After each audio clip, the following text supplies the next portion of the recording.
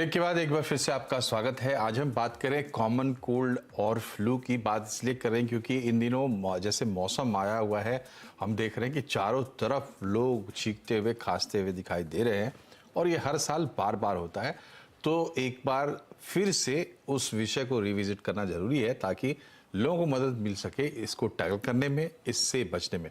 Doctor गेरा, ये बताइए कि जैसे लोगों को हो जाती है, अब आप भी कह रहे हैं कि या तो आप ओवर द काउंटर मेडिसिन लीजिए और अगर उसके बिना भी काम चल पाए तो शायद और अच्छा होगा। तो कैसे और क्या वो चीजें हैं जो हम अपनी जिंदगी में जिसको इस वक्त ला सकते हैं ताकि इससे निकलने में मदद मिले? जैसे कि लोग कहते हैं कि काढ़ा पियो या गरारे करो। या डेफिनेटली, जैसे मैंने बताया कि हमारी अपनी इम्यूनिटी के लिए सबसे पहले, जैसे डॉक्टर विकास ने भी बताया, कि अच्छा खाना खाना बहुत जरूरी है। स्पेशली सिट्रस फ्रूट जिसमें विटामिन सी अच्छी अमाउंट्स में होता है, वो उससे इम्यूनिटी बिल्डअप होता है।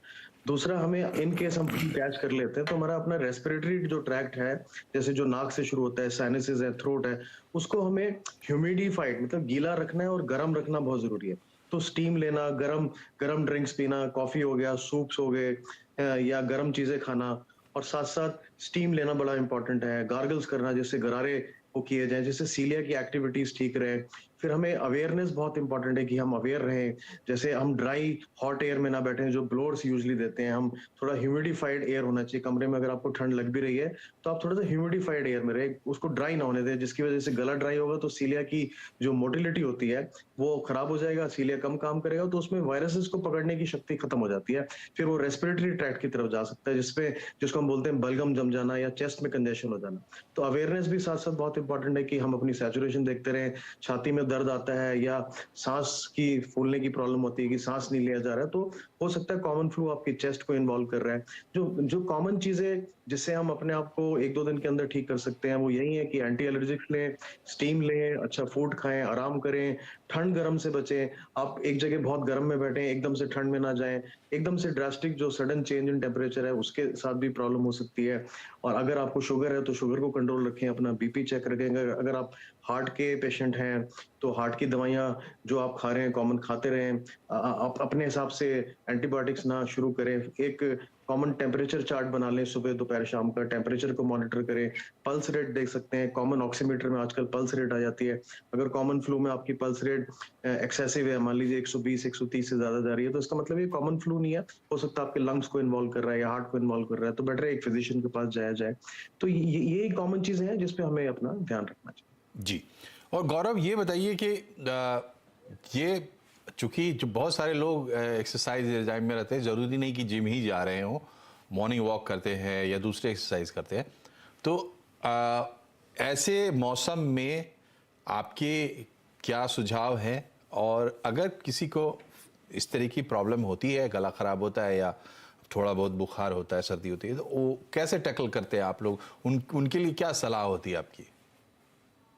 जैसे डॉक्टर विकास जी ने कहा कि कि एक्सरसाइज इज अ की, तो इस एलिमेंट को ध्यान रखना है और ये चीज पता होनी चाहिए कि आप क्यों स्टार्ट कर रहे हैं। आई थिंक काफी लोग सिर्फ स्टार्ट करते हैं फिर बीच में छोड़ देते हैं वर्कआउट। तो उनको वाई बहुत जरूरी है कि उनको पता होना चाहिए कि वो कर रहे हैं तो वो अपनी हेल्थ के लिए कर रहे हैं, अपनी फैमिली के लिए एग्जाम्पल सेट कर रहे हैं। तो उनको ये भी ध्यान रखना चाहिए कि बहुत कंसिस्टेंसी बहुत जरूरी है। लोग 2 दिन करेंगे, 5 दिन करेंगे, फिर छोड़ देते हैं, तो वो बहुत जरूरी है। दूसरी बात यह है कि एक रोड ब्लॉक जो बहुत जरूरी आता है दिमाग में सबके, कि मेरे पास टाइम नहीं है। रिसर्च और स्टडी कहते हैं कि सिर्फ आपको 30 मिनट्स देने हैं 5 डेज ए वीक, जो कि 150 मिनट्स ए वीक आपको देने हैं, जो कि 2.5 घंटा होता है। सिर्फ 168 आवर्स हमारे पास है पूरी वीक में, सिर्फ 2.5 घंटा देना है।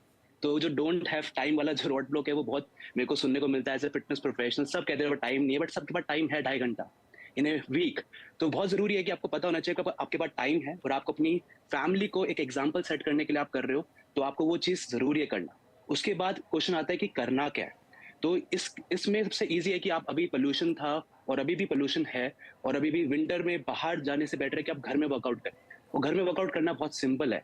आप अपने इंटेंशन से कर रहे हैं, आपको पता है कोई आपको देख नहीं रहा, आप आराम से अपने अकॉर्डिंग नहीं कर सकते हैं। बेस्ट है कि आप मॉर्निंग में करें, क्योंकि जो बिजी प्रोफेशनल्स होते हैं जिनके पास पूरे दिन काम है, उनके लिए इवनिंग में करना बहुत डिफिकल्ट हो जाता है। तो आप मॉर्निंग में ही थोड़ा आधा घंटा पहले उठ के कर, जिससे कि आपका वो पूरे दिन का जी। अच्छा स्ट्रेस फ्री दिन रहे और प्रोडक्टिव भी रहेंगे आप। तो आपको सिर्फ 5 एक्सरसाइज करनी है। अगर पूछेंगे क्या करना चाहिए, सिर्फ 5 एक्सरसाइज भी कर सकते हैं, आपका फुल बॉडी ट्रेन हो जाएगी। ये सारी बॉडी वेट एक्सरसाइज है, आपको कोई इक्विपमेंट नहीं चाहिए, आपको कुछ नहीं चाहिए इसके लिए, सिर्फ 5 बॉडी वेट एक्सरसाइज जिसमें आपकी फुल बॉडी कवर होती है। फर्स्ट वन है पुशअप्स, सबको पता है पुशअप्स कैसे करने होते हैं। आप नीज पे स्टार्ट करें, अगर आप बिगिनर हैं। काफी लोग कहते हैं हमसे पुशअप्स नहीं हो पा रहे, कोई बात नहीं, आप नीज पे स्टार्ट करें, बट स्टार्ट तो करें। एंड हर एक जो एक्सरसाइज है 30 सेकंड्स फॉलो करनी है, 30 सेकंड्स का रेस्ट देना है हर एक्सरसाइज के बाद। Okay. तो पहली एक्सरसाइज है पुशअप्स, दूसरी एक्सरसाइज आपकी टी बेसिकली होता है कि हैंड्स ऐसे रखने हैं, उसको स्क्वीज करना है बैक को।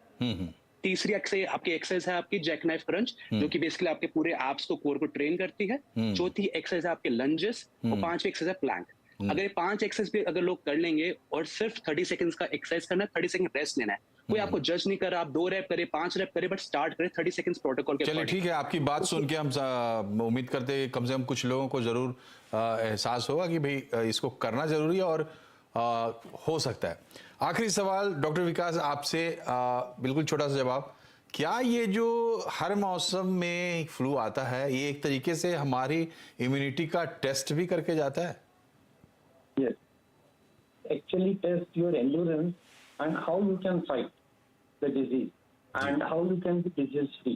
जी. So if you are, it comes up only those who have the low immunity, those who are careless about their health habits, they suffer. Rest of them, it just goes like that, and simple medicines and exercise, importance of exercise, warm atmosphere, steam every day. If those who start. Okay doctor साहब, thank you very much. समय की कमी है इसलिए मैं आपको रोक रहा हूं, और आपने बिल्कुल साफ कर दिया कि देखिए, आप अगर एक अच्छी फिटनेस रिजाइम, एक अच्छी लाइफस्टाइल, अच्छा खान पान, ये सब रखते हैं, तो आप ये समझिए कि ये टेस्ट आ रहा है और ये टेस्ट आप पास करेंगे। इस बार नहीं कर पाए तो अगले सीजन में आप जरूर पास करें, हमारी ये शुभकामना है, और उम्मीद करते हैं कि हमारे इस कार्यक्रम से कुछ ना कुछ आपने जरूर सीखा होगा। आप तीनों का बहुत बहुत शुक्रिया हमसे जुड़ने के लिए। नमस्कार।